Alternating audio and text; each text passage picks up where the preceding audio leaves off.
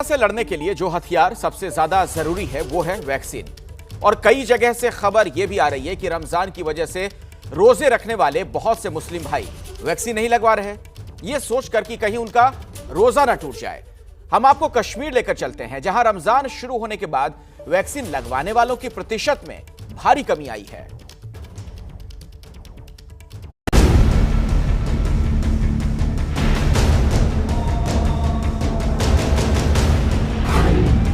Corona के बढ़ते मामलों के बीच कश्मीर घाटी में वैक्सीन लेने वालों की संख्या में अप्रत्याशित कमी आ गई है।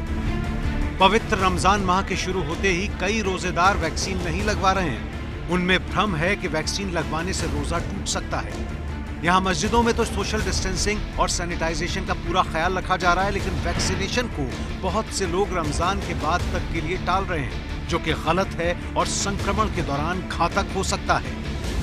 इस समय श्रीनगर के SMHS हॉस्पिटल के कोविड वैक्सीनेशन सेंटर में मौजूद हैं, जहां पे आम दिनों में जो है 120 से लेके 150 लोग तक वैक्सीन लगवाने के लिए आते थे, लेकिन रमज़ान महीना शुरू होने के बाद इक्का दुक्का लोग ही यहां पे वैक्सीनेशन के लिए आ रहे हैं। जम्मू कश्मीर के कोरोना मीटर पर नजर डालें तो सक्रिय केस हैं 10,910, वहीं पिछले 24 घंटे में 1,145 केस सामने आए।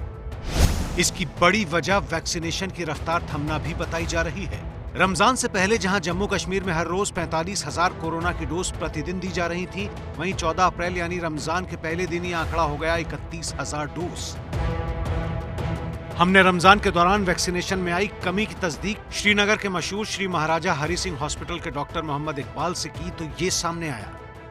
माह रमजान से पहले हम ऑन एवरेज 200-250 डोज एवरेज अगर ले लें डोज करते थे हम, तो इस वक्त पिछले दिनों में देख रहा था कि कुछ 60, 70, 80, 100 से नीचे आ गया है नंबर। इसमें मैं बार बार यही बात हम कर रहे हैं कि इसमें रोजे पे कोई फर्क नहीं पड़ता। यानी ये भ्रम फैला हुआ है कि वैक्सीन लगवाने से रोजा टूट जाएगा। हालांकि इसी हॉस्पिटल में हमें कुछ ऐसे लोग भी मिले जो रोजे के बावजूद वैक्सीन लगवाने आ रहे हैं। थोड़ी सी लोगों में हिचकिचाहट आई है रमज़ान की वजह से, उसके बावजूद आपने ये नहीं, मैंने सुना है मुफ्ती साहब से कोई प्रॉब्लम नहीं है इसमें, तो मैंने इसलिए मैं आया, इसलिए डोज देने के लिए। तो लोगों को अवेयर होना चाहिए रमज़ान और इसके मुतालिक, डोज के मुतालिक, तो कोई प्रॉब्लम नहीं है, लोग आ सकते हैं। जो भ्रम फैला है कि रमजान के महीने में रोजे के दौरान वैक्सीन नहीं लगवा सकते, इस बारे में हमने कश्मीर में मुस्लिम धर्मगुरु से भी बात की तो सामने आया इसे लगवाने से रोजे पर कोई असर नहीं पड़ता। कोरोना वैक्सीन का टीका कोई खाना पीना नहीं है, इसलिए रोजे की हालत में ये टीका लगवाया जा सकता है। रोज़ों के दरमियान इस इंजेक्शन का इस्तेमाल शरई तौर जायज़ है कि नहीं, मैंने वाज़ेह कर दिया क्योंकि ये इंट्रामस्कुलर वैक्सीन है और इसमें कोई शरई कबाहत नहीं, बल्कि जमहूर उलमा ने भी इसकी इजाज़त दे दी है आलम इस्लाम के मुसलमानों को। मैं जम्मू कश्मीर मैंने ख़ुद भी कल वैक्सीन ले लिया और मैं तमाम लोगों से ये अपील करता हूँ कि वो वैक्सीन को ले लें।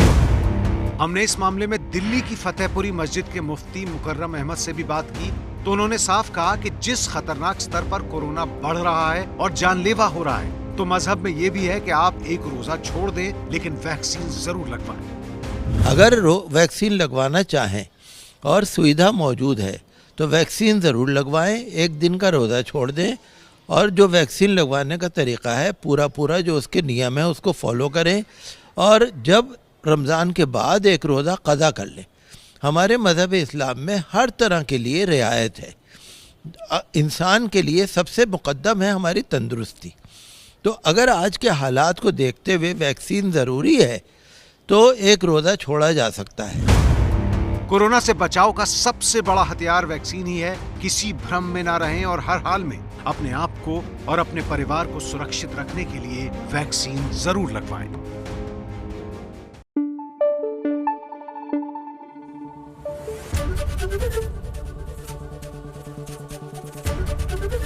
ABP न्यूज़ आपको रखे आगे।